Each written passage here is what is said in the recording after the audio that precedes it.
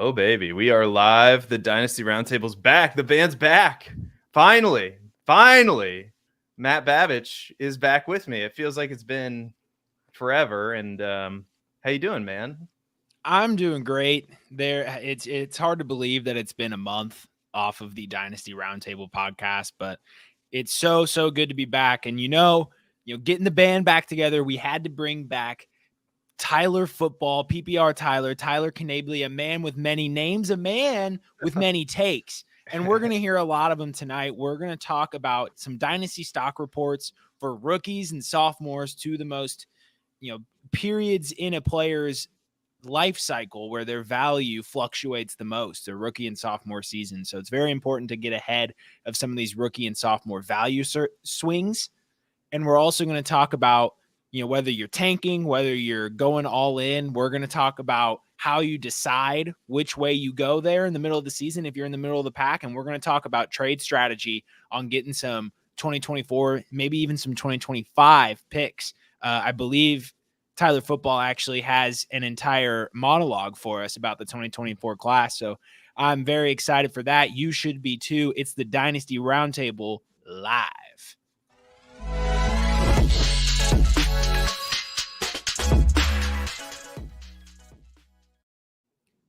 That's a transition. Nailed it. That's a clap it up for Seth Ewald right there. I said the line and he hit the transition button. I mean, that is seamless work. It took a year. Yeah. Finally gotten this thing down. It's like Patrick Mahomes and Travis Kelce. They don't even need plays. He just goes out and finds the open spot in the zone, and Mahomes hits him. That's how it goes around here.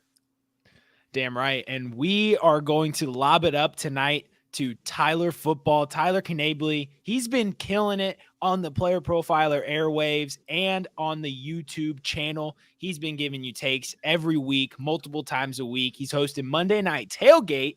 Tyler Football, how you doing? I'm fantastic. I appreciate the notorious JR. I appreciate that. Really appreciate the kind words. But I've been good grinding these TikToks, grinding the TikToks, grinding the articles, Monday Night Tailgate. We ran into a bit of a snag last week. I was 5-2-1 on picks I'd given out on the show. We went 1-3 on Monday. I bet over Quentin Johnston receiving yards of 30.5, and he had a single catch. The only pick we hit was a Micah Parsons over half a sack, which he got like 2 minutes left in the fourth quarter. So, I mean, that was great, but it was a rough go of it last week. But iron sharpens iron. We'll be back next week. We'll go 4-0. So I can't believe that the channel just didn't combust when you picked Quentin Johnston to go over his receiving yard total. I mean, that's you gotta know that that's not allowed around here, Tyler. Okay, I know. I mentioned it on the live stream. I said Podfather would probably kill me if he saw this pick. He'd probably fire me, take away my 6-figure salary. But I figured they were coming off the bye. They want to get this guy involved. He's their first round freaking draft pick. Let's get him. And it's not like I was asking for a breakout game. Can we get 30 yards? It was completely reasonable. It's completely reasonable. Like I get the logic. I'm totally understand the table for Quentin Johnson. It's like 30 yards, and he almost had it, but freaking Herbert got hit in the pocket. If I would have had like 50 yards on a play, but that's not a lot of coulda, woulda, shouldas in the pick'em streets. So I'm just ready to hop into some dynasty streets because it's not that I haven't really been in these streets as of late. So I'm ready to fire off some takes. Well, we are going to give you a lot of opportunities to do that. And so we'll just let you kick off the show. So right at the top of the show sheet, there's 6 weeks in, there's a good chance your team's 3-3 or 2-3 or 4-3, and you're sitting in the middle of the pack. And that's a weird situation to be as a dynasty manager because like NFL teams, you want to be on one side or the other. You want to be winning or you want to be terrible. So if you're sitting in a situation where maybe you were prepared to be on one side of the spectrum and now you're sitting in the middle of the pack, Tyler Football, how do we decide which way we go between blow it up and rebuild and push the chips in and go all in? And how do we go about making those moves in Dynasty? It's actually funny you mention it because right now I have a team. The team is 4-2 it's a Dynasty League, 4-2 We are have the 4th least points scored, but we are 4-2. So like the team's not great, but I'm like 4th in the standings. So I actually just made a trade, I think no less than 15 minutes ago, where I traded at like my best win now player, I think is like Jameer Gibbs or something like that. Or I think I have Kyle Pitts. I think Kyle Pitts was my best win now player left on my team. I just traded away Terry McLaurin, just traded away Jacoby Myers, and I traded away Khalil Herbert as well. Just trade the mid away. That's what I like to do. Because I'm looking at my squad. I don't have anyone that moves the needle. So like I'm sitting and I'm like, even if I can't win now because I don't have any like elite assets, and it's really gonna be hard to lose because I have a whole bunch of dudes who are gonna get like just like 10 points a game. So I traded the mid away. I got rid of Myers. I got rid of Terry McLaurin and just get and Khalil Herbert. Like those guys are the definition of mid. So I traded all of them away. Got a first and a second, and I think something else in that trade. So got rid of all of them. Got some assets back to help me win. Now hopefully I start losing because I don't know. I'm starting Jackson Smith and Jig, but I'm still winning games. So I don't know what's going on.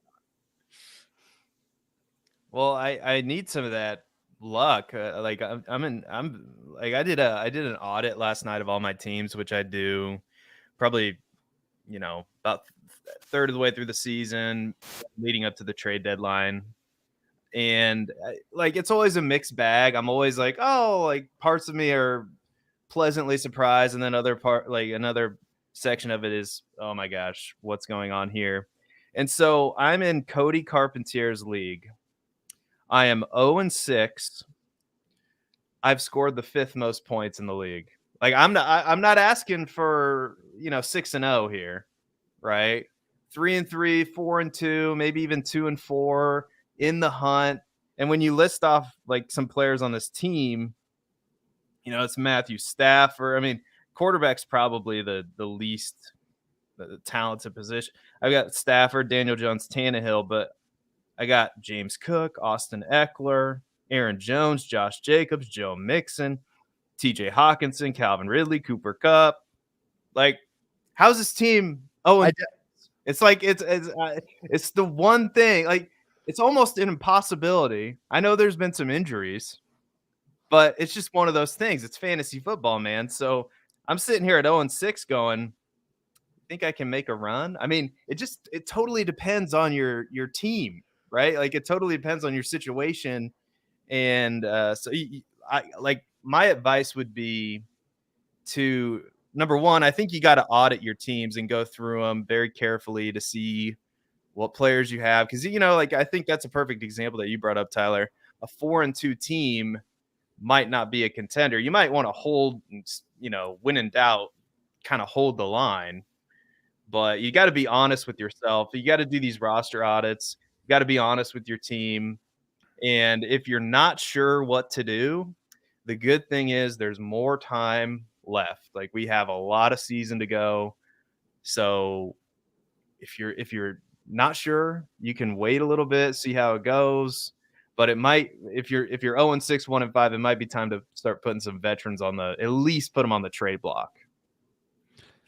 Yeah, you got to explore your options for sure. And Seth, I like what you said about the team audit. And similarly, and this got me thinking from a Twitter post from Scott Connor, who's one of the sharpest guys in the Dynasty space.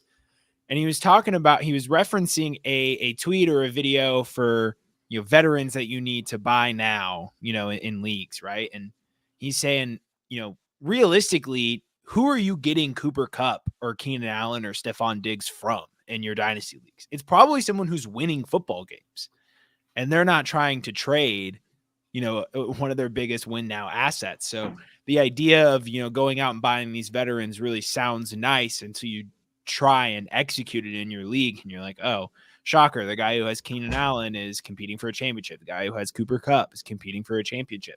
These guys aren't going to trade them away. So you need to do a league audit as well on top of that.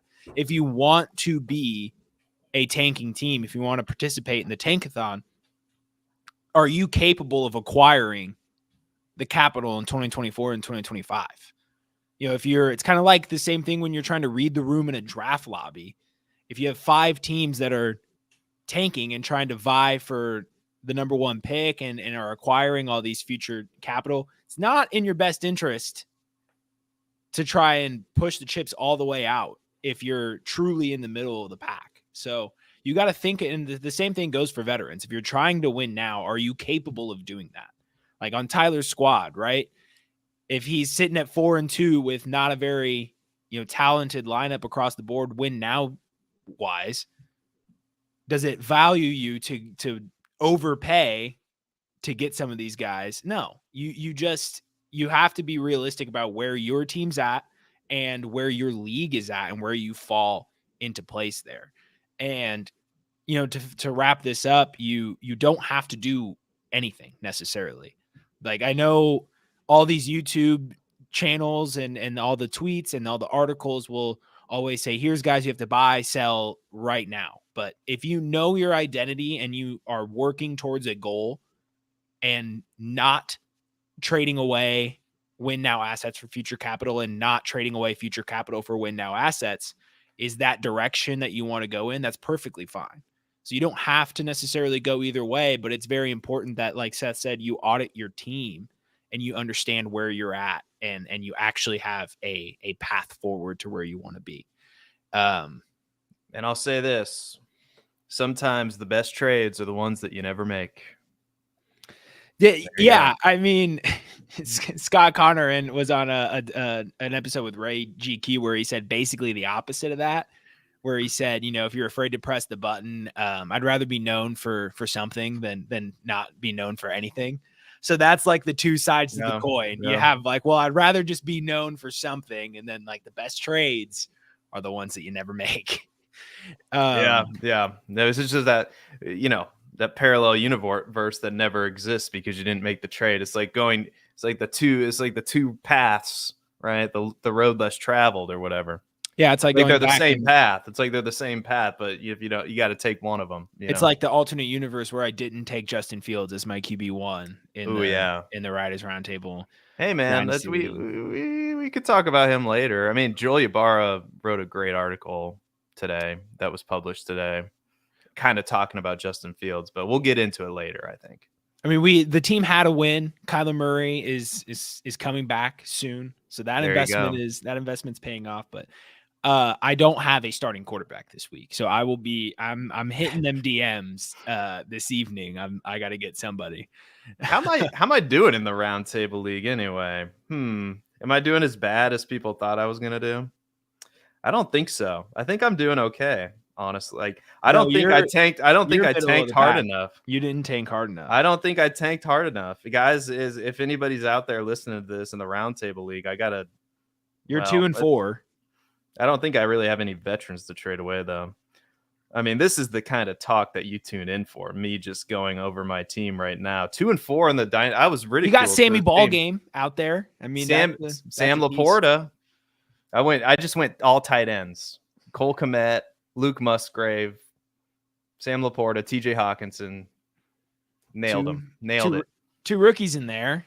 And, it's time that we kind of pivot and start talking about some of these rookies. And there's so much to digest in this year's class. It's going to be just as difficult, if not more so in 2024. But we're going to take a few of these rookies 6 games into the season. We're going to give a stock report on how we feel about them and whether we're buying or selling or holding if we want to be wishy-washy. But Tyler Knabley. Tyler Knabley. I don't know why I keep feeling compelled to like give you some sort of full name every time I say your name. I can't just say Tyler. Tyler. Yeah. How do we feel about Bryce Young? Number 1 overall pick, Carolina Panthers. He's been a little outshined or maybe a lot outshined by CJ Stroud and Anthony Richardson. So how do we feel through 6 weeks about Bryce Young? I think it all comes down to what his price is, because I think before you played a game this season, Bryce Young's price was higher than maybe not higher than Richardson, but probably Stroud for sure as a consensus for the community. Number 1 overall pick. You see him in Alabama. He does all these things. We know the resume of Bryce Young, but now we're 6 games in and everyone's, I told you, CJ Stroud over Bryce Young. Anthony Richardson looks great. Also, quick side note on Anthony Richardson. Saw today that he had He's left 3 of the 4 games he's played in with 3 different injuries. Not great if you're like an injury rushing quarterback kind of enthusiast, like where you're like, I told you so, he's going to get hurt. Anyway, I thought that was interesting, like how that it's going to affect his long-term value for Richardson. But Bryce Young, like he's getting dumped on so much right now. I feel like he's a sneaky buy because his value is like they're losing so many games. They have no weapons. Like Bryce Young's probably in one of the worst offensive situations in football. His wide receiver one is Adam Thielen, who like, yeah, Adam Thielen's doing great this year, but if he's on the Bills, he probably has 3 catches like each game. You know what I mean? So it's like they're force feeding Adam Thielen because he's the only guy who they somewhat trust. So it's great for fantasy, great for Thielen, not so much Bryce Young, but I feel like long term, let's see this guy get an actual play call around him. Frank Reich doesn't impress me. He had like 1 good year. It's like, oh, look what he did with Carson Wentz. They didn't make the playoffs. So it's like that doesn't impress me by any means. Like he had Jonathan Taylor on that team when he rushed for almost 2,000 yards. So whatever, but let's see Bryce Young get maybe a better play caller. Let's see him get some weapons. He's like everyone who loved Miles Sanders, myself included, I actually was high on Miles Sanders this offseason. Miles Sanders is dust. It's like the Carolina might have the worst offense in football. So get Bryce Young some help. Then we can kind of have a more serious conversation. We saw the same thing with Lawrence too. Like Lawrence was in a terrible situation year 1. People were talking about like he had the most interceptions like in a row since like Peyton Manning or something like that. So let's see Bryce Young get some talent around him, but I'm buying him if I can get him for like a late 2024 first. I'd probably buy Bryce Young. Yeah, man. I mean, there's no talent around him. I mean, when Adam Thielen is your primary wide receiver, I mean, the Carolina Panthers, they traded up to get him, and they didn't really put much around him other than signing Miles Sanders. I mean, they traded away DJ Moore in that deal. I know that's not something they wanted to do, but it turned out that that's what they had to do. And then giving up the pick next year, it really feels like this Carolina team is run by the owner, right? The owner fell in love with Bryce Young and had to have him. And I wasn't the biggest Bryce Young fan. To be fair, I wasn't the biggest CJ Stroud fan either of this. I wasn't a big fan of this quarterback class. But Bryce Young, the last 2 games, is kind of showing signs of life. I mean, his completion percentage not in the first game against Atlanta, but that's his first game. 66%, 78%, 61%, 60%. And then he had a quarterback 9 week against the Detroit Lions. So the Detroit Lions are playing great football. A lot of people, wasn't Stephen A. Smith had the Lions as the number 1 team or something crazy like that. But I don't know. But so I think he's going to be just fine. Like he's never going to be this, get a bunch of rushing yards. I mean, he's going to get the ball out. The nice thing about him is he's going to get the ball out quick and on time. He's not going to hold the ball very long. So I know he's small, but if they can build up that offensive line, if they can put some receivers around him, there's going to be a time this offseason where I think Bryce Young is going to be a really nice buy. And that's when kind of the shines off all these rookies, kind of like what I was saying at the beginning of the year. I thought I wouldn't mind having Bryce Young or CJ Stroud. I'm just not going to pay a 3rd round pick in a Superflex Dynasty startup to get him, So I think there's going to be a window of opportunity if you like Bryce Young, and I think he's just fine. I think he's going to be an okay NFL quarterback. He's just going to be like, not everybody's Patrick Mahomes, right? Like he's just going to need some help, and it might take a year or 2 for the Panthers to get him that help, to get him that offensive line and get him a stud wide receiver, which they're already talking about doing, by the way. They're already talking about potentially getting Marquise Hollywood Brown, which would be really nice. I think that would help him out quite a bit. So we'll see. I think I'm just fine on Bryce Young, but I think it's a hold and wait situation right now. Yeah. I'm going to quickly discuss what you said about Hollywood Brown and then get back to the Bryce Young discourse. We've made a call way early in the offseason that Kyler Murray would return to this team. There's a reason for that. Kyler Murray requires an alpha at all times. It doesn't matter if they plan on taking Marvin Harrison Jr. Until that moment comes, Marquise Hollywood Brown is going to be a Cardinal, and he's going to just blow people's minds in the back half of this season. Yeah. Back to Bryce Young. This is an interesting discourse in film versus analytics right now, because in the analytics, he doesn't really shine. And, there can be a lot of reasons for that. It can't be easy adjusting to the game of the NFL when you're getting hurried in 1.5 seconds. That can't be easy. We've seen a lot of quarterbacks, Justin Fields, come into the NFL with pretty positive peripherals as a college passer and struggle to adjust in year one because of the trouble dealing with the pressure and having to learn to read defenses while also fighting for your life at the same time. That's not easy. But when you break down the film on Bryce Young, and I haven't done any sort of deep dive, but this is mostly Twitter highlights. So, it is the highlights, but tight window situations, he is very confident. He has a strong delivery, and he's been firing some dots in multiple locations, like inside, outside of the pocket, under pressure, clean pocket. So as much as I wanted to be super right on Bryce Young, kind of fading him, I think he has a positive long-term trajectory if they can give him weapons. And that's the big if. Like Tyler said, I don't know if this offense or this team has a direction. And Bryce Young may or may not be the guy that can lift a team up from that. Right now, I don't think he can be. But there's a lot of time for that to develop. But when we look at some of his numbers, he's number 20 right now of quarterbacks in expected fantasy points per game. So top 20 quarterback in expected, like that's a fairly good standing for him at where his value was at the beginning of the season. And, he has a lot of danger plays, not a lot of money throws, which isn't very good. But he's number 15 in the league in true completion percentage. So he's delivering the ball where it needs to be. I like Young. I'm not very in or out. I am straying towards, selling. If I'm holding Bryce Young right now, I'm probably not selling, but I'm certainly not buying on the other end of it. So I guess that's the definition of a hold. Seth? I think that's fair. Like Carolina is weird too. That's another thing. It's not the most well-run franchise in the world. So anyway, that's just something to consider going forward. Anyone giving Miles Sanders $11 million and or more touches than Chuba Hubbard is simply out of their mind. Yeah, no doubt. So Seth, we're going to kick it back to you. Do a little switcheroo and have you lead off one of your favorite targets this offseason. Former Oklahoma receiver Marvin Mims has been flashing in small spurts in Denver, but those spurts have been small. So how do we feel about Marvin Mims through 6 weeks? Well, it's hard to know. Like I love the prospect. I think he's a fantastic player. If these rumors are true that they're interested in trading Jerry Jeudy away, you would think that would lead Marvin Mims to see more of the field. But for God only knows why reason, Brandon Johnson's out snapping him. Lil Jordan Humphrey seeing the field.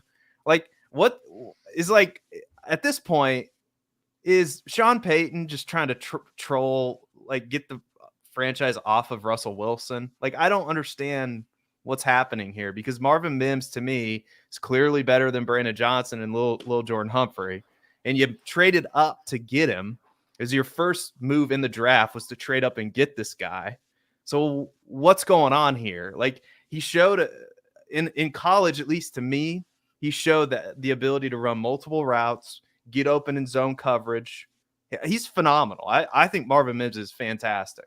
So I don't know what's going on here. I don't know if he just doesn't know the playbook yet. I have no idea why Brandon Johnson and Lil Jordan Humphrey are being used more than him. But if Jerry Jeudy does get traded, like I still think this is a big flashing buy sign for Marvin Mims, guys. I think because right now, I mean, what's he like? You could probably get him as a throw in as in a major deal. Like if you're acquiring, Cooper Kupp or Travis Kelce, throw Marvin Mims on top of that and we can call it good or something like he's not super expensive. He just probably cost somebody a 3rd round rookie pick in a super flex league. So I think he's great.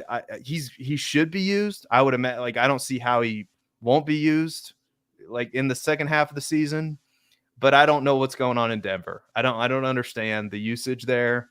So I don't know if they're trying to tank for Caleb Williams or what's going on here, but anyway, what do you think, Tyler? What's going on with Marvin Mims?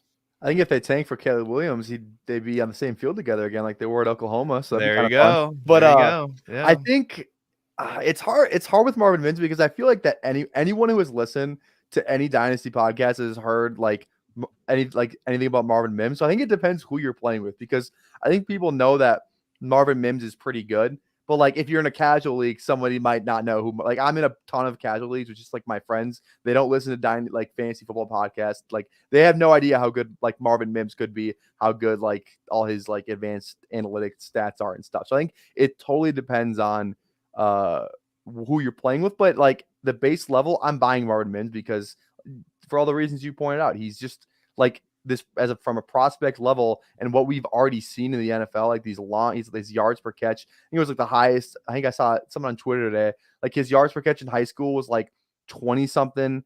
His college, he had the highest yards per catch. The NFL, same thing. So it's like the explosiveness is there, and I think he's not just a deep threat guy. He can run some routes. So I'm buying Marvin Mims, but I don't know what his like value is. I think it depends on who you're playing with.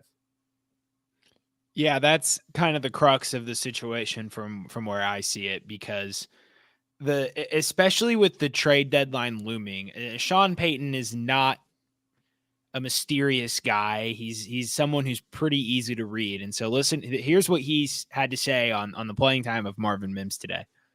Quote, "We're faced with the challenge sometimes of trying to find that balance with Cortland Sutton, Jerry Jeudy, Marvin Mims, and the guys that we feel like can make plays in space.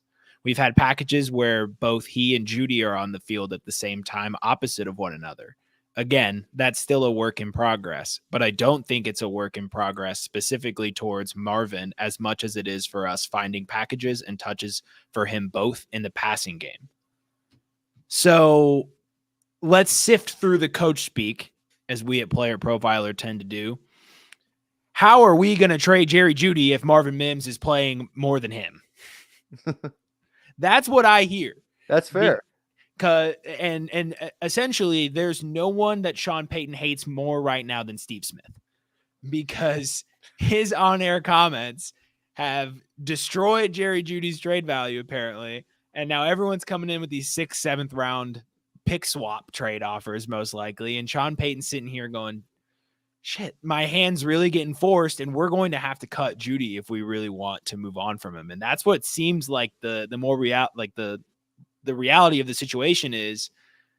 Denver is very close to having no value at all with Jeudy, and they're trying their hardest to get his value up so they can trade him. And until that happens, Marvin Mims may not break out. But again, if you're in a competitive league, the Marvin Mims owner is probably knowing this. He's seen obviously the long touchdowns. He understands the situation. He or she understands the situation in Denver, and they are more than likely not selling for the value. But I do think Marvin Mims might be a guy that is worth a little bit more than his current value. So if that owner is enticed to take value plus for Marvin Mims, I think Mims is a guy who we saw that he can do the deep plays. We saw in college, albeit it was college, that he had the ability to work the intermediate sides of the field and win routes and get open. And so if he can translate that into the NFL when he gets the opportunity, sky's the limit for Marvin Mims. If they truly are set on cleaning house here, he could be the wide receiver 1 next season. That's in the realm of possibility. Well, the same reason we're propping up Jacoby Myers, because he has the potential to, at one point in time, be the number 1 receiver listed on the Raiders depth chart. It's the same reason you want to get in front of Marvin Mims, in my opinion. Yeah, I mean, he does something that no other wide receiver does in this offense. They're using him as a deep target. Like Sutton doesn't do that, like really, unless it's a contested catch. Judy's more of work the intermediate part of the field. So he's clearly the most explosive wide receiver they have. That's just my humble opinion. So anyway, sorry, Matt, we got more players to get to. No, it's cool. We're gonna steam through a couple more of these, but we have some questions and comments in the chat. First one from our lovely producer, Notorious Jay. Where are we at on Michael Wilson? intrigued at the prospect of him finally getting a chance to play with Kyler. So real quick, where are we at with Michael Wilson right now with this news? His value's soaring right now. It would have to be. I mean, especially considering Arizona is one of these teams that, I mean, they've already talked about potentially trading away Hollywood Brown. I mean, Rondell Moore's there, sure. Zach Ertz is there, sure. But, man, Michael Wilson, his size and what he can do for that team, especially, now with Kyler Murray back. I mean, it's a very, very exciting proposition, and it's probably too late to trade for him. Like, I would guess if somebody has him, they want to see what he looks like with Kyler Murray. That's very exciting. So obviously if you drafted him, I mean, he was going in the 4th round of rookie drafts. So if you drafted him, you have to be over the moon. And by the way, we had Memphis Young on here months ago, and that was one of his favorite rookies. It's my most owned rookie is Michael Wilson. So yeah, I'm very excited right now because it's a player we were huge fans of throughout the entire process, and now it looks like he's going to get an opportunity to really show what he can do. So it's exciting. Tyler, what do you think? Michael Wilson, I loved him. I drafted a ton, even in redraft. Like last round in my underdog leagues. If I had Kyler, I'm drafting Michael Wilson with my last pick every single time, and I feel great about it, even for redraft. But for Dynasty, like it's still a guy I loved. It's a guy where I'm in some of the leagues I'm in. It's like 3 rounds rookie drafts. So you go in, pick up Michael Wilson off waivers. Like it's so nice to like just like it's that guy is like the diamond in the rough. That's what Michael Wilson feels like. It's a diamond in the rough type of player where nobody wanted this guy. You knew the talent was there. The only reason his stock fell in the real NFL draft was because of injuries and the fact that he played at Stanford. So like the talent, we knew the talent was there, and it's just nice that you get to see it on an NFL level. And with Kyler Murray, like because of his size, like Rondell Moore's a running back now, pretty much. He's like a glorified Tavon Austin, pretty much. He plays that role. He's not ever going to have 9 catches in a game in his life in the NFL. So Michael Wilson's a guy who can command targets, and I only expect him to get better the more he plays in the NFL. So, yeah, in reality, you only have 2 more weeks. You got 2 weeks because Kyler's coming back in 3 weeks against Atlanta at home. I know he's full go right now, but he's not playing against Baltimore. He's not playing against Cleveland. He'll come back at home against Atlanta. The Cardinals will poop on the Falcons, and Michael Wilson will have his breakout game with most of the heavy coverage coming to Marquise Hollywood Brown. So in that game where most of the teams will see his usage with Dobbs and be like, yeah, this is a win sprint kind of guy. We don't have to worry about him. He's going to tear up the Falcons in 3 weeks. So the Michael Wilson breakout game is approaching. You have 2 weeks to get out in front of it. Just be prepared. So we're going to quick fire through these 2 rookies real quick. So rapid fire. Seth, how do we feel about Jaden Reed through 6 weeks? Jaden Reed, I've been a big fan of his throughout the process. If you guys were watching the mock draft lives, you know that was a player I was targeting in a super flex league. I mean, he was right there kind of with Mims in the 3rd round, late 2nd round, somewhere in there. And you look at the way that Green Bay's using him, I don't even really think he's being fully unlocked yet, because if you look at the snap share, it's like 53%, 68%. I mean, he's getting close to that 70%, and clearly, and we'll talk about Christian Watson later on. I mean, Christian Watson's clearly the guy that they target the most in this offense, but we're going to get to the point where Jaden Reed is, I mean, going to have a clear role in this offense. I mean, he's a really, really good player. So another person that I'm buying right now, if I can get him, for sure. Where we at, Tyler? I think Jaden Reed can be like the Slotty Pippen for Christian Watson in Green Bay. Slotty Pippen, I like that. So like, I like that a lot. We got to clip that, Jay. Slotty Pippen. Is that something that you never heard that? Has that been? Has someone else had that nickname before? I think Cole Beasley had it. Oh, So so, I so didn't this come up That thing does sound like hap- something he would call himself. somebody else. I've definitely heard that before. I did not make that up, so I can't take Okay, credit for that all as much right. as I would like to. Slotty Pippen. That'd be a great. That'd be a great short. Like we go. It's like, who are your top 3 Slotty Pippins? That's a You know. that's a great Yeah, POV. yeah. There you go. Like Who's I number think one? it's like a Oh, good TikTok. We got to get with Jason Alwine. but like Our it's got to Slotty be Pippen award. Slotty It's Pippen. It's got to be somebody that's like a number 2 in the slot though, because that's the Pippen thing. Is like Pippen. He was the Pippen to oh, Jordan. So like that's why I okay, think Jaden Reed fits the Slotty Pippen. Because he's okay. the second guy behind Watson. Because like Cooper Kupp's obviously like the number 1 slot guy in the NFL, or like he mostly slot guy. And so it's like, he can't be slot because he's Michael Jordan in that offense. So Mhm. This is the best rapid fire we've ever had, in my opinion. Yeah. Anyways, That's what we do. That's what we do here. I interrupt things. I drone things on. I was like, can we believe like when we talk about Slotty Pippen for 3 minutes when we're supposed to be doing a rapid fire? yeah. Just quick, Jaden Reed, he can be good behind, I think, Christian Watson. I like the volume he can kind of like have. He was great. I think he was underutilized at Michigan State. He had some big plays, but injuries and quarterback play kind of the same problems that held back Michael Wilson.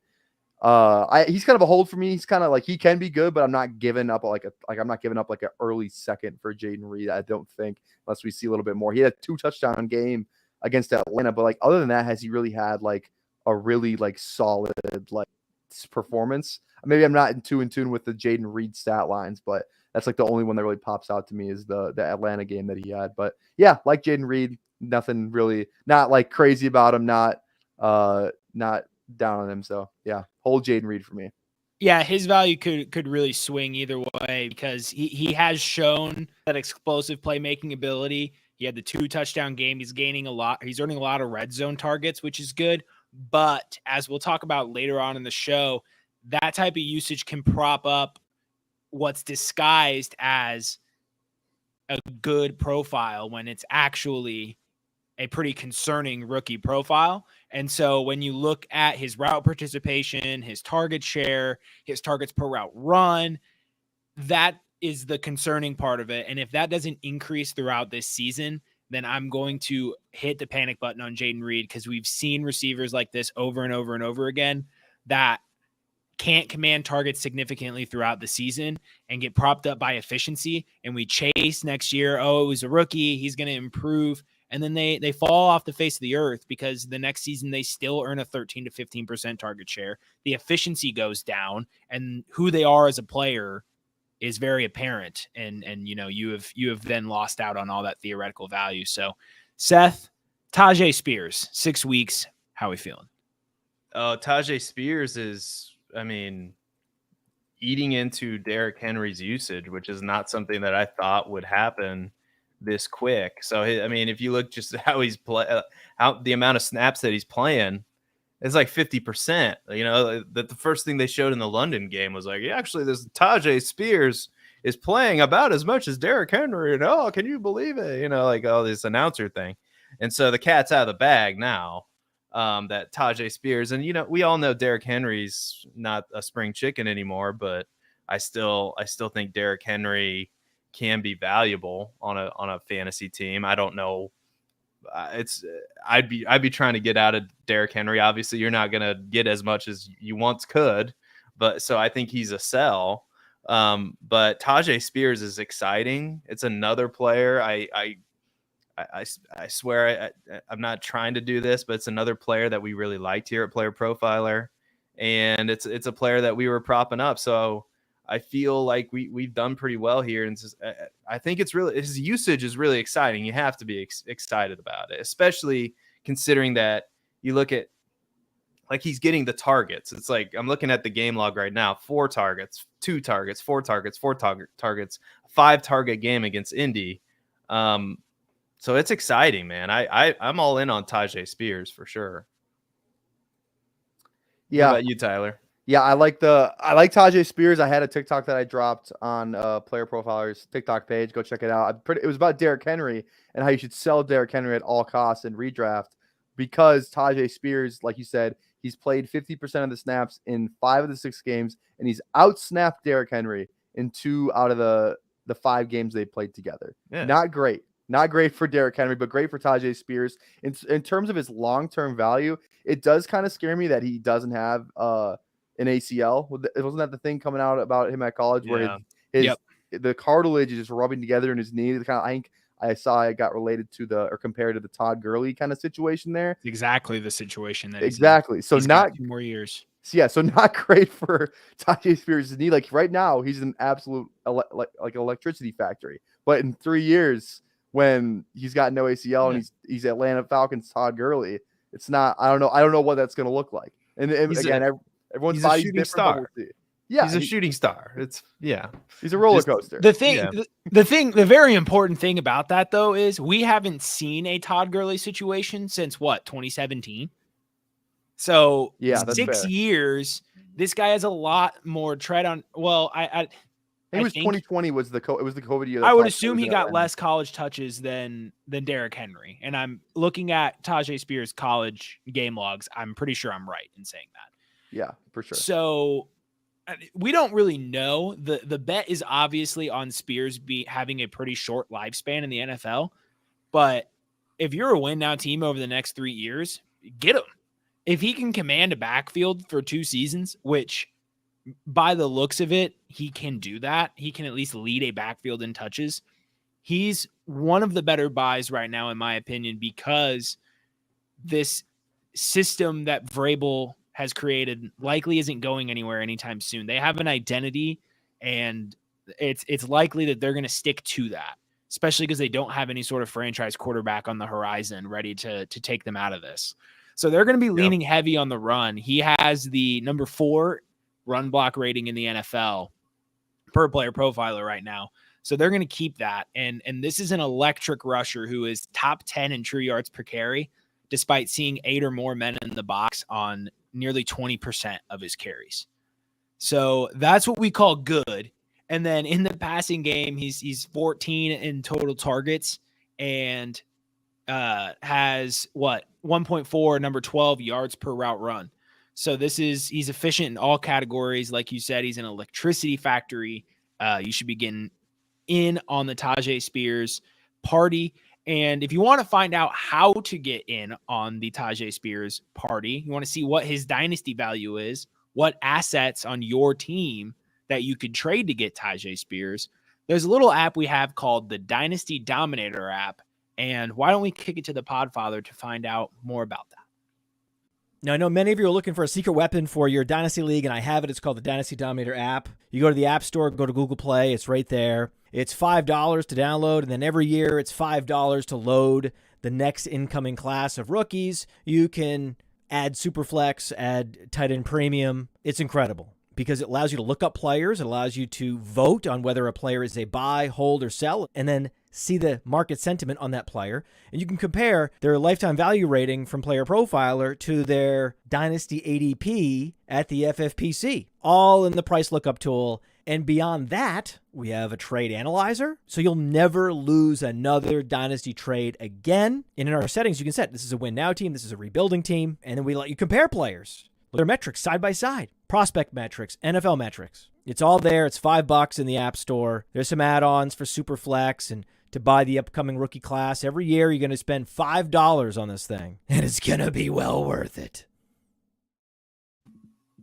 I think Jaleel in the chat was talking about my mic, if I were to guess, since I ended that little spiel. But oh well, I think it's you sound crystal clear to me. So all right. Well, I think we're okay. I could have gotten a little close. So just chat, let me know if my mic sounded weird, and I'll try and fix it. But we are back with the Dynasty Roundtable live on the Player Profiler YouTube channel.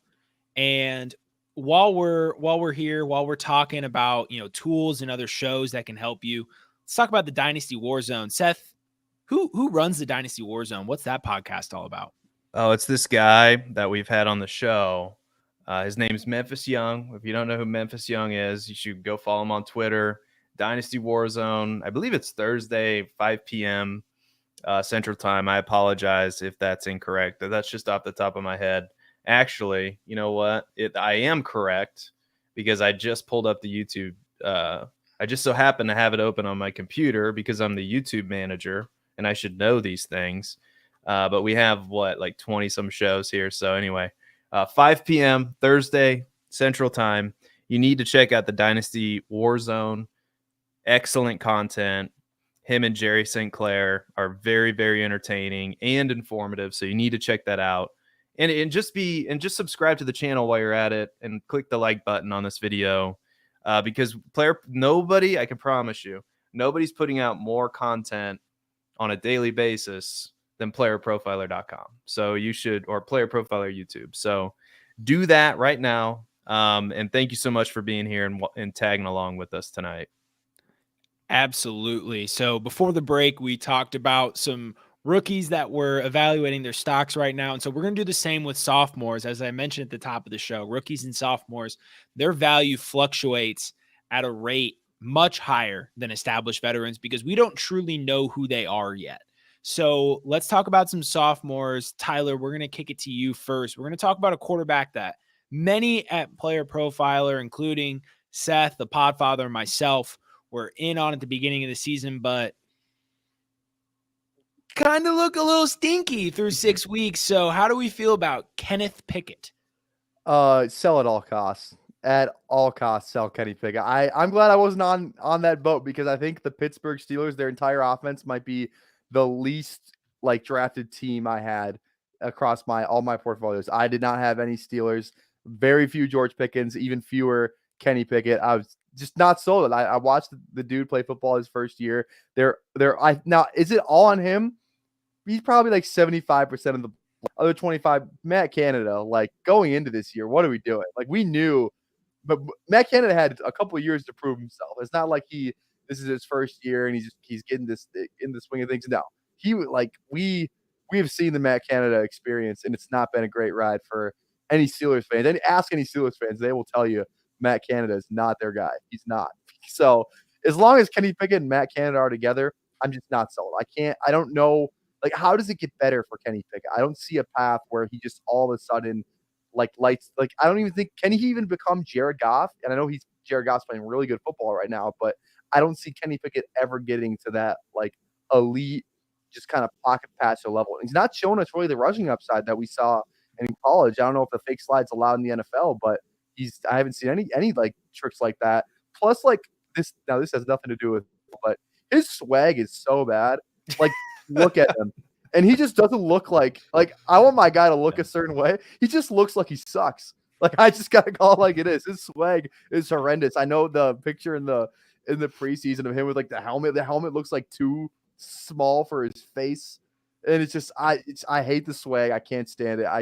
I don't like Kenny Pickett at all. I don't have him in any league. I never drafted him. But yeah, no Kenny Pickett for me. So sell it at all costs. I think you said that the most concerning thing for me is where the rushing yards. We saw the rushing upside last year, which is one of the major reasons I was in on him, because I thought this Pittsburgh offense, with George Pickens, Deontay Johnson, Pat Freiermuth, and Pat Freiermuth's been a disappointment as well, and Najee Harris. I thought it could be serviceable enough to, get some fantasy points with Kenny Pickett running around, but I'm at the point now where I'm not quite willing to admit defeat, but I'm getting pretty close, because the metrics, it doesn't look great. Number 31 in clean pocket percentage, completion percentage. His receivers, number 29 of the NFL getting open at receiver target separation, but true passer rating, number 28 in the NFL. Number 32 in catchable pass rate. I think you got to hold on and hope that he can string a few good games together, and hopefully he starts running more, because that for fantasy, that's, again, like I said, that's the most concerning part of it. But it's not. This is pretty close to being dire for Kenny Pickett. Unfortunately, I know the clip went viral when Kenny Pickett audibled to the play against the Ravens for George Pickens going down the sideline, and Matt Canada's up in the booth going, not happy at all about it. So there are definitely some issues there, and I would be shocked if Matt Canada's back next year, but I don't know. We'll see. I don't know if that would ultimately fix things, but very concerning for Kenny Pickett right now, to be sure. Yeah, there's always a possibility that the lack of rushing yards has come from trying to protect his head. He's suffered a couple of concussions so far in the NFL, and that can be, we've seen quarterbacks have to potentially, or players try to change their game to protect their head, and it seems that there's a possibility that is what Kenny Pickett is doing. But at the end of the day, you can't be the guy if you can't succeed in a clean pocket. 31 in the NFL and in clean pocket completion percentage. That's inexcusable. And what's confusing about it is in deep ball and pressured situations, he performs pretty well. It's the same thing last year. But at the end of the day, he can't sit in the pocket, in a clean pocket, and read the defense and work to a read. And this is the reality of the situation for Kenny Pickett. He's not the guy. He's not going to be. He's, bottom of the league in expected fantasy points per game. This offense is fairly anemic. This is not a situation you want to be bought in with. And it felt even at the time that Pittsburgh kind of used the pick as a throwaway pick. Like, let's take him because his value, this is the top, QB prospect kind of at the back end of the draft. So let's take our shot on Kenny Pickett and see what happens. And they're finding out quick. And I don't think this regime who's going to have some turnover is going to be pro Kenny Pickett. So like Tyler said, sell at all costs. Now let's flip gears here and talk about a player who at least had a lot of upside last season. Kenny Pickett was still somewhat of a mystery, but Jahan Dotson flashed last season and has been disappearing thus far in 2023. So Seth, what do we take with Jahan Dotson right now?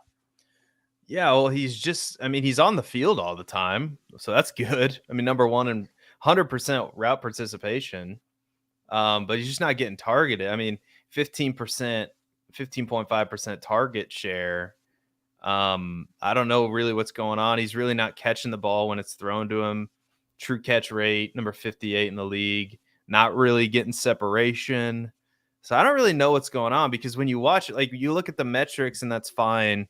The metrics don't really tell the whole story. When you watch him play, you're like what's going on here? I don't know. Do you have some kind of like what Sam Darnold had? Like you have some low energy? Like, I don't know. Like, I don't know if that's fair or not, but it's just kind of, you're just kind of left wanting more, like, I don't know quite else what to say. I mean, I think you got to hold on because he's very intriguing.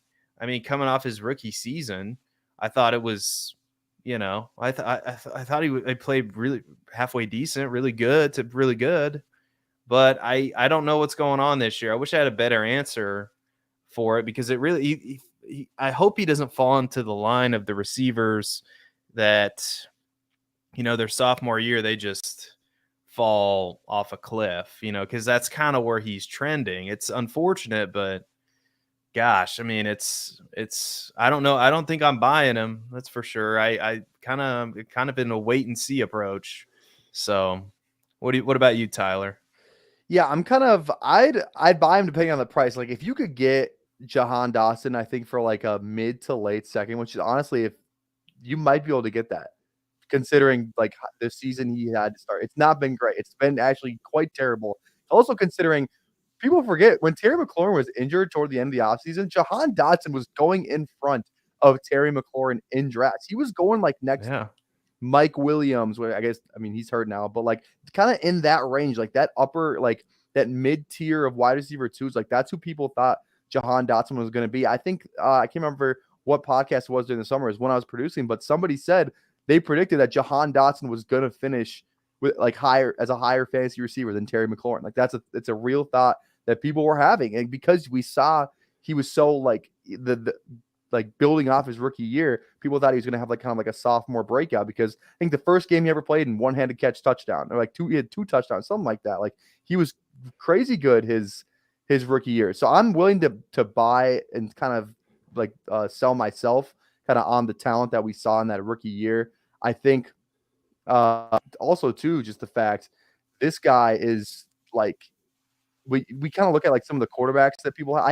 I think chemistry actually is like a big deciding factor in the league. Like you look at Allen Robinson, this guy with Andy Dalton, he's like a wide receiver one. Justin Fields comes in and he's terrible. Matthew Stafford comes in terrible. But like he had like a special connection with like worst quarterback. You know what I mean? It's just so weird. I don't know. Like I feel like Howell's played better than Taylor Heineke ever did in Washington. So I don't know. I think maybe the chemistry is not there. He's obviously getting better with guys like Curtis Samuel and Logan Thomas, and even Terry McLaurin's not even been that good. Like he's been okay, but he hasn't done anything special. So I don't know. Hold on to Dotson, see what you can maybe buy him if you can get a good price for him. But I'm still holding out hope for Jahan Dotson. So we have a very special friend of the program, Ahan Rungta. You can catch him on our airwaves Wednesdays at 3:30 and Fridays at 3:30 on the Propcast Happy Hour, as well as some other videos and articles with his best bets. He says Minshew jersey goes hard, but he is personally attacked by the Jahan Dotson comment. Says Gibson and Dotson deserve better. So it seems I agree on Gibson. Free Gibson for crying out loud. You two agree. I definitely agree on Antonio Gibson. I'm trying to quick see Taylor Heineke's deep ball passes attempts. Okay, 31. So Sam Howell is throwing deep more often than Taylor Heineke was, but for some reason he's not targeting Jahan Dotson. And this was the profile I mentioned earlier that feels like a good rookie season that can be improved on because of high efficiency and an unsustainable touchdown rate. But this season, when those deep targets disappear and he has the same lack of yak, albeit that's not really what his game ever was, and he has the same target share last year, 15%, doesn't increase his target commanding, and he has worse production because the deep targets are away and the touchdowns aren't coming. That's scary. That's scary what happens when you pull the touchdowns out from under the rug, pull the big plays out from under the rug of Jahan Dotson. And what you're left with is what we're seeing right now. It's a guy who ranks like somewhere in the 50s in wide receiver fantasy points per game. They're using Curtis Samuel for the short area dynamic touches. They're using Terry McLaurin deep down the field, and they're not really using Jahan Dotson. And it's not a good look for a team with a quarterback who's been fairly decent. I mean, Sam Howell leads the NFL in money throws per player profiler, believe it or not. So this is an effective quarterback that's out there, and he can't get the ball. I think this was that we have to accept the reality that this was some sort of weird Tom Savage corollary between Taylor Heineke and Jahan Dotson last year. I don't understand it. I love Jahan Dotson, was buying him all offseason, but we have to accept that there's a potential that he's a flop. And if I'm not in now, I'm very hesitant to buy because there has not been a lot of reasons for me to get excited. It's no usage. There's no usage to get excited about. The touchdowns were last year. So I'm out on Jahan Dotson right now. It hurts to say, Ahan. So sorry to disappoint you there. Sorry to be the negative Nancy, but Jahan Dotson, I've become more of a pessimist in Dynasty this season because I just keep falling to the same mistakes. And to me, the Jahan Dotson train right now feels like one I would hop on in years past and get burned. And I simply can't do that again to myself. Now, somebody who we could talk about next, who I've never been in on, is Dameon Pierce. His value was pretty high this offseason. Big expectations come from him coming off of a rookie season. Tyler, through 6 weeks, is Dameon Pierce real or is he fake? He feels fake. Just because, like, the concern for Dameon Pierce last year was this offense is going to be bad, so he's going to be bad. But it was kind of like the other way around, where, like, toward the end of the year, like, they were giving him a ton of carries. Like, he was getting a lot of work. And it just feels like this Houston offense is more around C.J. Stroud than it is around Dameon Pierce. Like, this offense has been better, and Dameon Pierce has been seemingly worse for fantasy football. So it's kind of this weird dynamic we're in where was Dameon Pierce just good because they gave him a ton of volume and they sucked? Or is he actually like a good player who can be in a good offense and kind of thrive in that offense as like a second option? And right now it doesn't feel like he really can. He really hasn't done that much this year. So I'm kind of, if I can get some for Dameon Pierce, I think people still want to just live off the angry runs and kind of last year's production, I'll sell Dameon Pierce for sure. Yeah, see, I'm Dameon Pierce is one of those players that I feel like he's a really good football player, kind of like the feeling I had about David Montgomery. So I don't really know what's going on. I'm a fan of the talent, but this past week was alarming, and I don't know what happened, why you would give Devin Singletary of all people more of the snaps than Dameon Pierce. But I mean, I'm getting to the point now where I'm even looking at the metrics and I'm going, okay, 2.9 yards per carry, really? What is he? Number 62 in true yards per carry. And he was never a breakaway run artist. So it's kind of like I'm getting to the point. He's not really getting targeted. It's hard as a Dameon Pierce fan, and I was a fan, still am a fan of the talent. I'm even getting to the point where it's like, what do I hang my hat on? Because now the usage is gone. So we'll see if this corrects next week. But I'm very concerned about Dameon Pierce because this might be a player I was wrong on for sure. Oh, Seth, I'll tell you how you give a player like Devin Singletary more touches than Dameon Pierce. Because Devin Singletary is better than Dameon Pierce.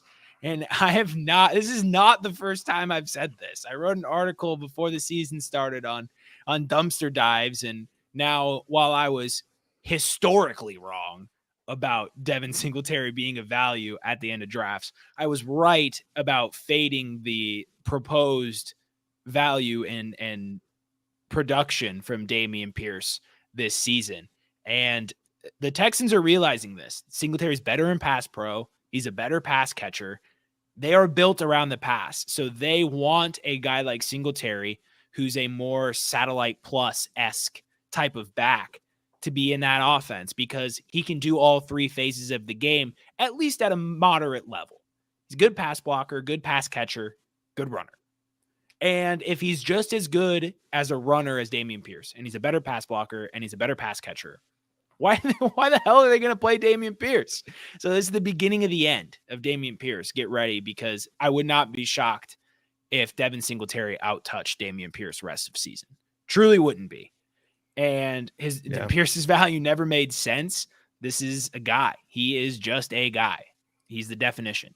And while if he was on a Lions team that just is so good at pounding the rock that he showed, then, good. I would change my opinion on him because I've seen what guys like Jamal Williams and David Montgomery can do in some of those run-heavy offenses. But that's not the situation he's in.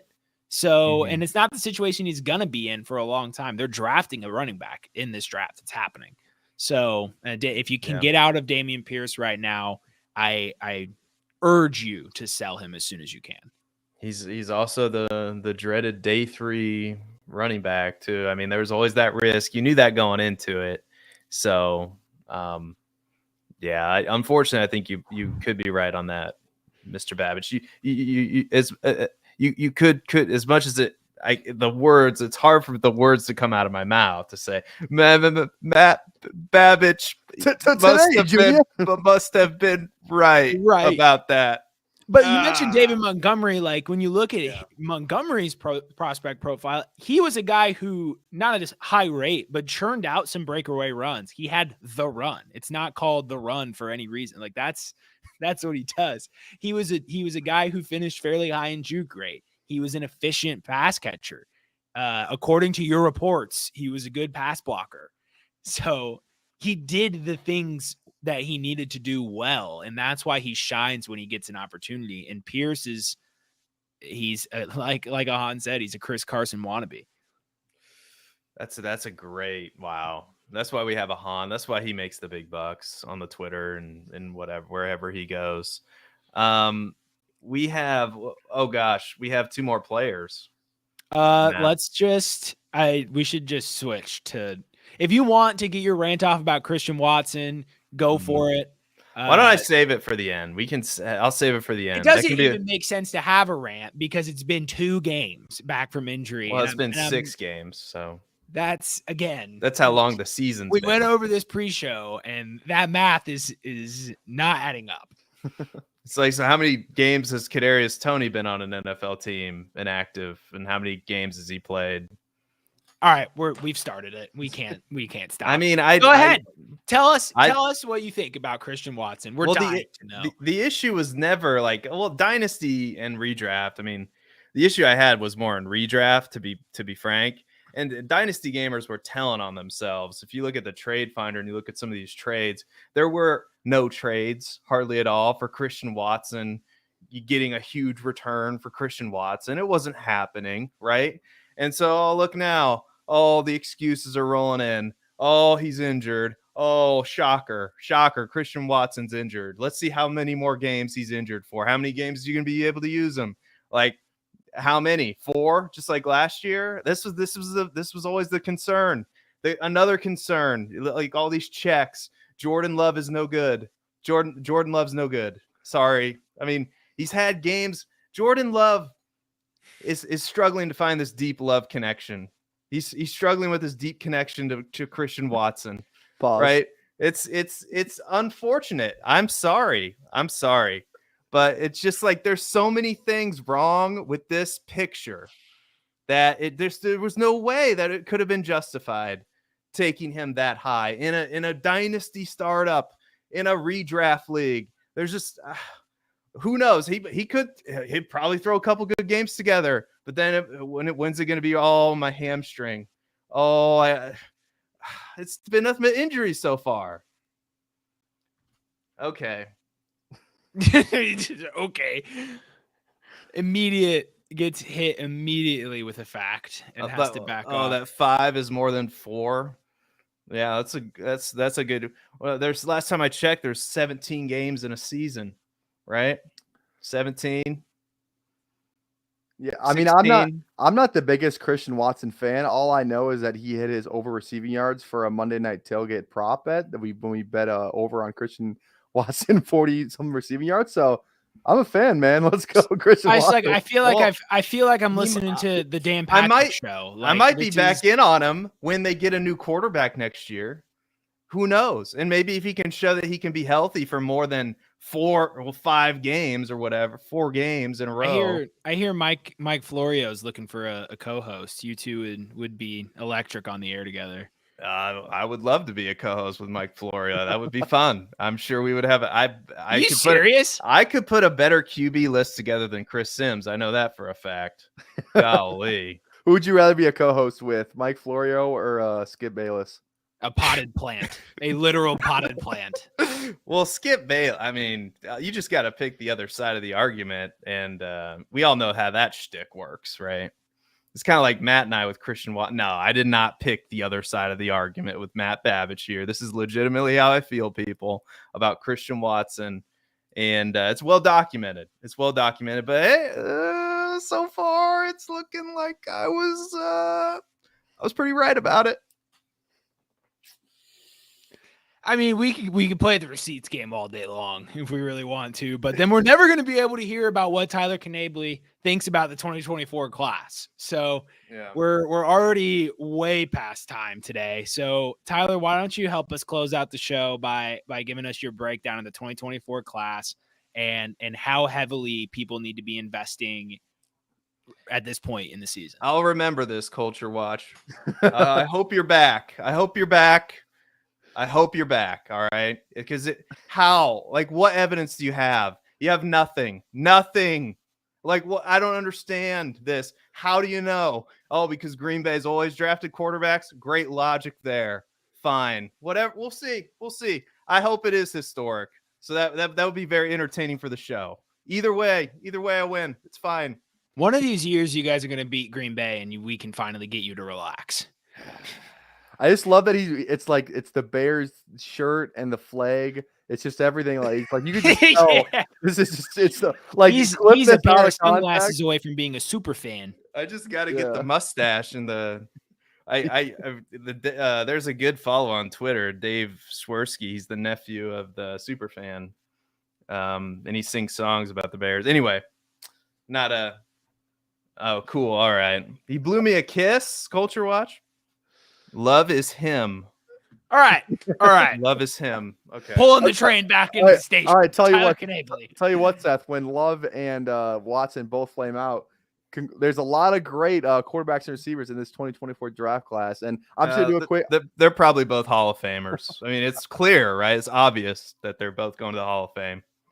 I'm just gonna do a quick overview. I'm not gonna go too like in depth every like player in this thing. I just think there's a lot of things to point out of what this class has that the 2023 class did not have. And the first thing that stands out is obviously the top end quarterbacks. Obviously, everyone knows about Caleb Williams. We know about Drake May, but there's a lot of like other kind of like depth guys that people may not be aware of. So obviously, it's Williams and May. And then you have Quinn Ewers, who's had a pretty good year at Texas. So for the quarterbacks, it just all depends where these guys get drafted. And because you can hype them up all you want. Will Levis was supposed to go number 4 overall at the Colts on draft day, and he goes into the Titans. So until these guys actually get drafted, I don't think we can make like an actual assumption about any of them or like whatever. So you got those 3 guys, Williams, May, Ewers. You also have Michael Penix, who I want to spend a couple seconds on now. If you don't watch a ton of college football, you may have just heard of him. He is the quarterback for the Washington Huskies. They just beat Oregon. Clip went famous of him freestyling on the sideline about how they were going to come back and beat Oregon. So that's kind of I don't know what that is on the dog meter, but it's got to be pretty high. So I'll go through like the goods first. He was electric at Indiana in 2020. They beat in Indiana. Try and name me, if you're in the chat right now, name an Indiana player who's been drafted in the past 3 years, like a skill position player. Can we back it up to 8 years? Tevin Coleman, Jordan Howard. See those 2 guys. Like I can't name a receiver. I think Nick Westbrook-Akine was from Indiana. He's been in the league for a while, though. He was undrafted. Exactly. So like he's not doing this with like a lot of talent, but they go in, they beat number 8 Penn State. They beat number 23 Michigan State with a team with Kenneth Walker, and then against number 3 Ohio State as 21-point underdogs. Michael Penix throws for 491 yards and 5 touchdowns against Ohio State, which is just absolutely insane. The only problem is he didn't play more than 6 games in any season for Indiana. He had 2 ACLs in his right knee, 2 ACL injuries, separate years, and then a dislocated SC joint in his right arm. And he also had an AC joint sprain, which has kept him out a ton over the course of his career. Now, that was all at Indiana. He went to Washington last year in 2022, has not been injured since, but he's currently the Heisman favorite. He's had 300 passing yards in every game he's played this season. He had 301 passing yards and 4 touchdowns against Oregon last week. So this guy's doing it against everybody.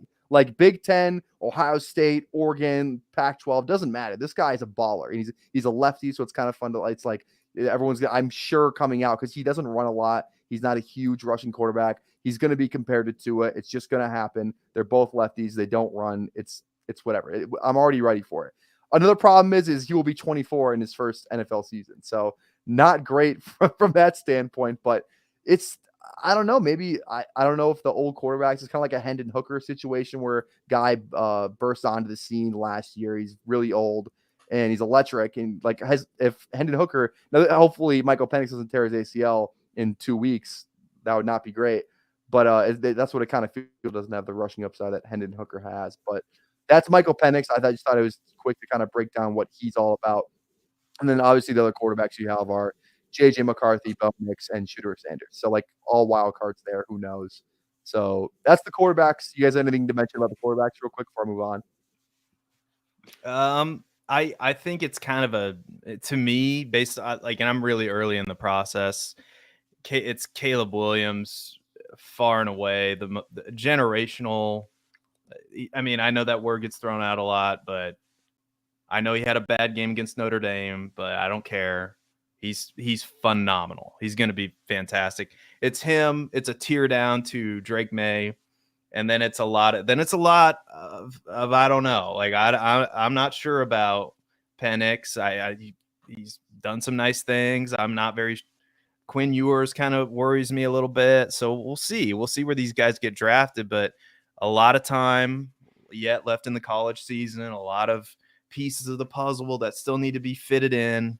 But I think this class, though, as a whole, is going to be really, really good. I'm very excited about this class as a whole, and we're going to have a lot of good news. Is we're going to have a lot of time to talk about it. It's very exciting. So, Matt, do you have anything to say about that? Yeah, no, I think that's a good roundup of the quarterbacks. I believe in what Penix has to offer. We're in a medical era where if he can take care of his body, if he's 24, 25 years old into the draft, that's still, 8 years of potential, prime or near prime production. And that's a lifetime to a team in terms of a Super Bowl era. We saw the Rams throw it all away, for one season. And so you get a window of 8 years essentially with Michael Penix if he's an NFL talent. So I think firmly right now Penix is QB3. And with the way he's playing, he can challenge Drake May for QB2 challenge. I don't know. I'd have to see a lot to move him above May in my rankings. But each and every week he gets closer to that second tier. And I love Michael Penix Jr. Quinn Ewers is still my QB4, but like Seth said, there are still a lot of concerns that loom there. By the way, I looked this up. I cheated. Did you know? Here's all the Indiana skill players. I know this is what everybody tuned in for. Nate Sudfeld. Remember him? Nate Sudfeld, quarterback. Tevin Coleman, we talked about. Corey Latimer from Indiana, right? James Hart. Well, that's back in 2008. That's before you guys were born. Is nobody. Ian Thomas, tight end. Oh, how could we forget? Ian Thomas? How could we not know he's about? Still my beating heart. How has Iowa not just pounded this team into the ground every time they played them? Because they have like one guy from the NFL every year. Because Iowa couldn't put up 30 points against a high school defense. Well, yeah, that's just cruel, but true. I just can't. It's an ultimatum here. It's a unique betting opportunity, actually. Like if Iowa faces any team that they can really run the score up on, which is probably no teams. But guess the over-under this week for Minnesota. What it opened at, I don't know what it's at right now. Probably like 34.5. 32.5. See, I know my team. What's his face is out with a torn ACL. Cade McNamara, starting quarterback. So now we got the Iowa's quarterback looks like he's a couple cheeseburgers away from playing defensive tackle. I don't know what his name is even. I think it's like Hill or something, like Duncan Hill or something. It ought to be called Dunkin' Donuts. Gosh, take a few laps, man. Gee, many Christmas. I don't even know. I don't think they had a backup quarterback, to be honest. I think they just pulled some guy, the most athletic defensive tackle they had. There we go. Thanks. 31.5. Can always rely on him to correct any of my mistakes. Yeah, we're still taking the under. So we like the quarterbacks for 2024, but these receivers too. Just to get back on gear here, like I think the receivers might be like the most exciting thing in terms of what we did not see in the 2023 or 2022 draft class. The 2022 draft class, it's a whole bunch of slotty Pippins. That's all it was. You had JSN, you had Zay Flowers, Josh Downs. The only guy who like Quentin Johnston, who like he had the size to kind of be like that bigger guy, but he wasn't like a true X. The only like true X, and honestly, he probably got steamed up because he was the only true like X receiver was Jonathan Mingo. And like this draft class is a ton of Jonathan Mingos, but actually good at football is how I would describe it. Because you have Marvin Harrison. I don't think I need to dive into Marvin. Oh my God, Marvin Harrison stats. Oh my God, we don't need to dive into Marvin Harrison, but like we also have Roma Dunze. I don't know I hope I pronounce his name right, but 6'3", 215. He's from Washington, receiver, absolute balling out right now. He has 6 touchdowns in 5 games this season. Fourth in receiving in the nation, 1,100 yards and 7 touchdowns last season. Stud. We got him. We got Emeka Egbuka. I don't know if I said that right either. 6'1", 206, 1,100 yards and 12 total touchdowns in the same offense as Marvin Harrison last season when Harrison was the best receiver anyone's ever seen in their life. So that feels pretty good too. Then you got Xavier Worthy from Texas, 6'1", 172, maybe not the weight you're looking for, but taller guy, can probably move him around a little bit. And Malik Neighbors, 6 foot, 200, leads the country in receiving right now at LSU. Neighbors is good. I like how he spells it too, Nabers. Neighbors. Yeah. I don't know. Like that. And then the last one, Keon Coleman, Florida State. I don't know if you saw the catch he had last week. 6'4", 215 pounds. Dude's a stud. So like we have a ton of guys, and like I think when you're looking at just the size profile, these guys have a lot more upside than Josh Downs will ever had. Now I like Josh Downs. He's great, but he can never have the upside that a guy like Keon Coleman at 6'4", 215 is ever going to have, because it's just, he's going to be on the field all the time. He has the ability, the frame to make catches and plays that Josh Downs just cannot make, or Zay Flowers can just not make. So I think you got to love the receivers. And then you also have even Troy Franklin from Oregon. He's kind of burst on the scene this year with Bo Nix. He's 6'3", 197. Another that's like a prototype right there. So I think there's a ton of these guys. Like I said, I haven't dove into their profiles one by one yet, but it's just, I think it's kind of just nice to get the basis and see what which people guys are targeting. So that's the receivers. I'll do the running backs really fast. It's kind of the same thing with the running backs from last year. A lot of small guys outside of Bijan Robinson, Jahmyr Gibbs. All everyone talked about was his size. Same thing with like Zach Charbonnet, bigger back, but wasn't really that good. But no one was really too excited about Zach Charbonnet. And then you have a lot of other smaller guys, Tajay Spears, Deuce Vaughn. I know he wasn't one of the big guys. Who's another guy I'm forgetting? I don't even know. Kendre Miller, like stuff like that. But these running backs this year that are coming out, there's some big boys. We got Braylon Allen, 6'2", 245 pounds out of Wisconsin. He had 1,200 yards, 12 touchdowns as a true freshman at 17 years old. He had 1,200 yards at 17, which is insane. The day he plays his first NFL game, he will be 20 years old, and like barely 20 years old. So that's kind of just crazy to me. He had and also kind of the receiving work too. He had the same amount of receptions this year, just through this year in 2023, that he has the past 2 years combined. So it's obviously he's working on his pass catching abilities. So that's great for Braylon Allen. Then you got Raheem Rocket Sanders out of Arkansas, 6'2". Now the weight's a little discrepancy. The weight you got to take with a grain of salt on all this stuff, because you never really know how much somebody weighs until we get him at the combine.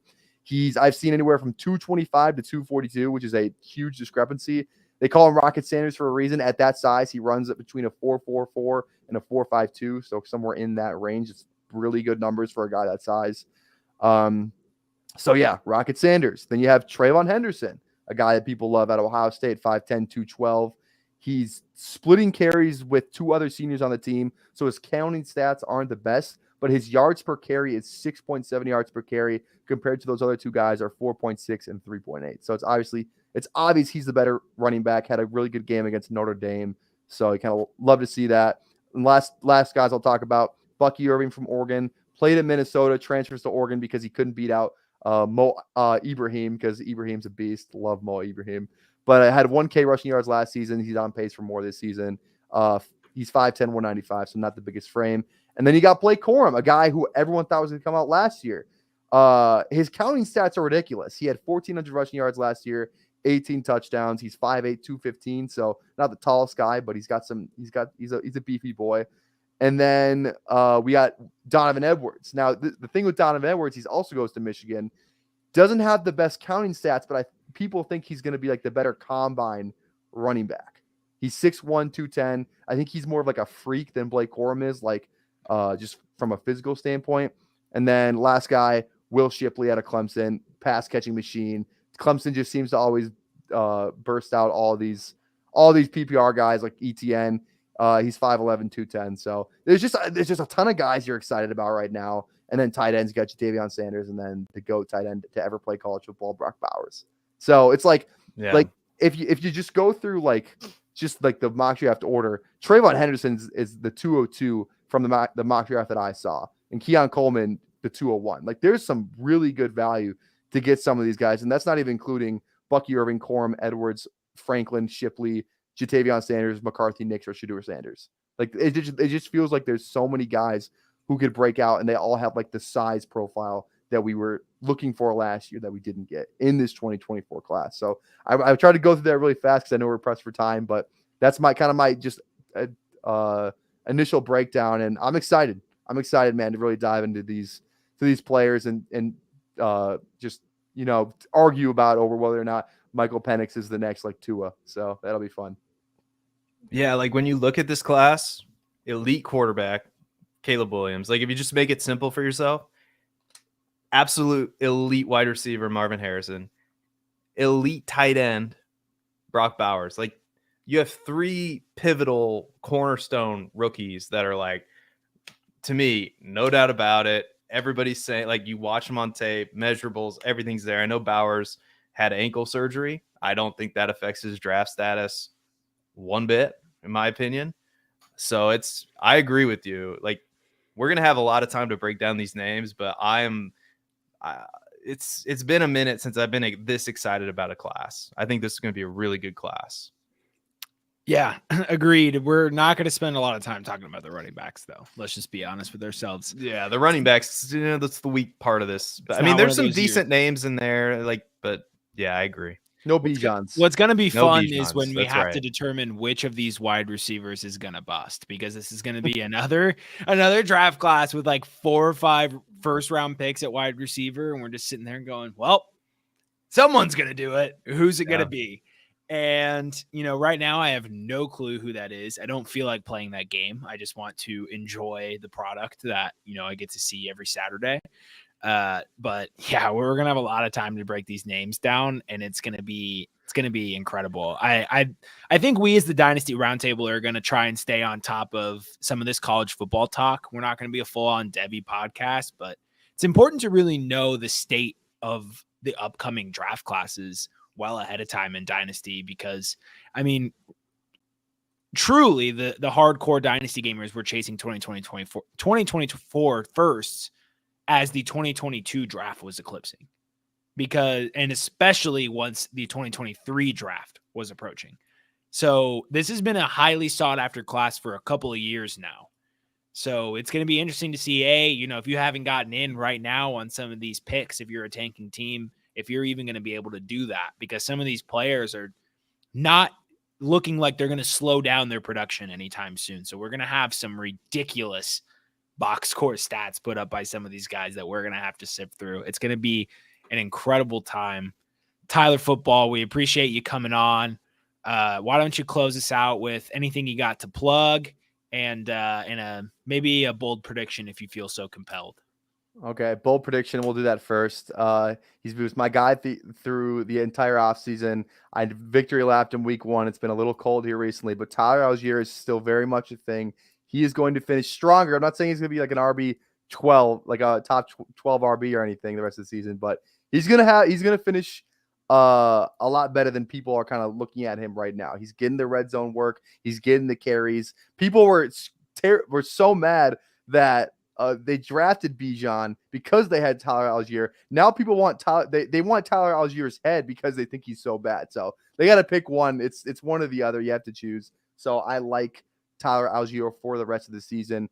In terms of plugs, come hang out Monday night tailgate. We are handing out winners. Not last week, but before that, we were handing out absolute locks. We're gonna get back on track, I promise. And it's a great time over there. I break down all the games that happened the week before. It's more of a Q&A time too. Drop comments, we're reacting. We're talking about wherever. We may talk about the Vikings and how they look the rest of the season. We might talk about Slotty Pippen. We might come up with the 10 best Slotty Pippins in the entire NFL. So come hang out. It'll be a fun time, and make sure you go check out the TikToks on the profiler _NFL TikTok account. Those are we have some fun on there too. Is it my turn? I don't know. We didn't really have a plan there. Okay. All right. Well, I just want to alert people that this NFL season is going to be entertaining because, yeah, you have the 49ers. I know they lost. You have the Chiefs, all these great teams, right? But there is a full-fledged race to the bottom about to happen. And it's going to involve multiple teams. It's going to involve the Chicago Bears. The Chicago Bears have 2 shots at it because the Panthers are 0-6 right now. I don't think the Panthers are going to – I don't think the number 1 pick is going to be the Panthers. I think they have shown some signs of life. I think Bryce Young's going to get better. I honestly think the Panthers are a better football team right now than the Bears, but that could just be me being really down on the Bears. So I think obviously Broncos, Patriots, there's some other teams might enter these Caleb Williams sweepstakes. So it's going to be fascinating to watch that, not just because I'm a Bears fan and I don't know how to feel like you want your team to win, obviously, but the Caleb Williams is out there and I think he's that damn good. I really do. So that's going to be fascinating. I don't know if there's a bold prediction in there, but I don't think it's a lock. The Bears get the number 1 overall pick. I know they got 2 shots at it, but I think Carolina's better than you think. And you got a Bears coaching staff that is fighting for their jobs right now and they want to win football games. So you have teams like the Patriots and the Broncos that are a little bit more secure, like with Belichick and Peyton. I don't know. I know the rumors are out there about Belichick, but I think that one of those 2 teams might. We'll see. It's gonna be fascinating. Like the Bears have the best chance, and now I've turned it into a Bears show. So there you go. At hour 30, I turned it into a Bears show. So you're welcome, America. All right. Well, I'll do Seth's plugs for him because he doesn't want any. You eclipse 500 followers, and you said that's enough, right? You don't need to plug your Twitter on here. Yeah. Go follow PlayerProfiler's YouTube manager, their lead editor, Seth Dewald, on Twitter at Seth_Dewald. He's ramping up the Twitter production. I've seen the tweets. He's figuring it out. He's becoming more in tune about what content creation on Twitter is. And I got to tell you, folks, get in now before the tweets start coming, before he gets a retweet from Matthew Berry or somebody. It's going to happen. It's going to be a Jordan. It's going to be a Jordan Love tweet. Like, the kid. It might be. It's going to be the kid throwing the ball at the trash can. And then, Jordan Love, something like that, But, anyway, but go follow Seth wherever he goes, except in real life. That would be creepy. For me, you can find me on Twitter at Babbage_Matt10. And you can find my written work weekly Friday mornings on PlayerProfiler.com. Everything you need to know about Week X, where I bring you everything you need to know about the upcoming week of NFL football. So start with some trends. We work in some DFS knowledge. We bring it home with an injury report. So weekly on Fridays, you can check that out on Twitter. I know it's the middle of football season, but we're getting close to the true prime of sports, and that's around October when we have the NFL, the NHL, and the NBA going all at the same time. There's a short window where the MLB is in that as well, but that's not really my cup of tea. But right now, you can go watch NHL hockey games. It's back. So I implore you, if you've never watched hockey before, if you're not into it, give it a shot. If you want to know what games to watch, let me know. I'm here to plug hockey. This is a fantasy football podcast, and I am here to plug hockey. I don't care. Oh, he's going to. I don't care how many times Seth threatens to fire me. I couldn't tell if he was okay. He's getting a jersey. Go. So the Minnesota native Tyler Knably has a Kirill Kaprizov jersey. He's putting it on right now. Shining star of the Minnesota Wild, an absolute electric playmaker. There are very few in the NHL that have the stick handling and shot firepower and shot finesse that Kirill Kaprizov has. He's magic every time he touches the ice. But that's my bold prediction, is that hockey is fun. Hockey is fun to watch. So I implore you to go check that out.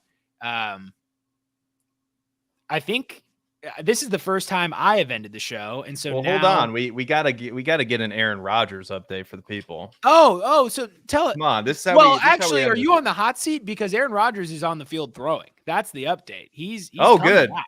All right. Well, no, I mean I'm here to tell you that I think I think I might have been wrong. Okay. I think maybe this Jets team is better than I thought they would be, like without Aaron Rodgers. I said, they're probably not making the playoffs. I still think it's a long shot, but Aaron's in a good mood, right? He's watching the team beat the Philadelphia Eagles, and he's getting thoughts in his head. He's getting thoughts like, ooh, yes, Super Bowl, right, with this team. And I still don't think it's going to happen. All right. I don't think it's going to matter. He can come back. It's fine. He's still not that good. So I hope it does. I hope he does come back. I hope he does. I like that he's in good spirits. And we'll see. Maybe he'll be back in time for Garrett Wilson, right, for fantasy playoffs. I don't know. Like maybe that'll happen for some people. So I hope it does. I really do. And I hope Aaron Rodgers get well soon. Heal up the ankle, do all the rehab, right? Go smoke some drugs, whatever makes you feel better. And hopefully we'll see you on the field soon. So rest up, buddy. But still, nobody cares about you. And we'll be here to let everybody know that nobody cares about you. All right. So until next time, Matt, are you pressing the button or me? Until next time, this is the Dynasty Roundtable podcast, and nobody cares about Aaron Rodgers. We'll see you next time. Hey, I want to take a moment to thank you for tuning in. It's important to me that all of our media be free. This is only possible because of you allowing a true independent sports media enterprise to thrive unlike any other in the business. So please subscribe to the All In Package to continue to make all of this possible, to ensure that all of our stats, information, data, content is available to you, especially you, the people that get the site and get the show.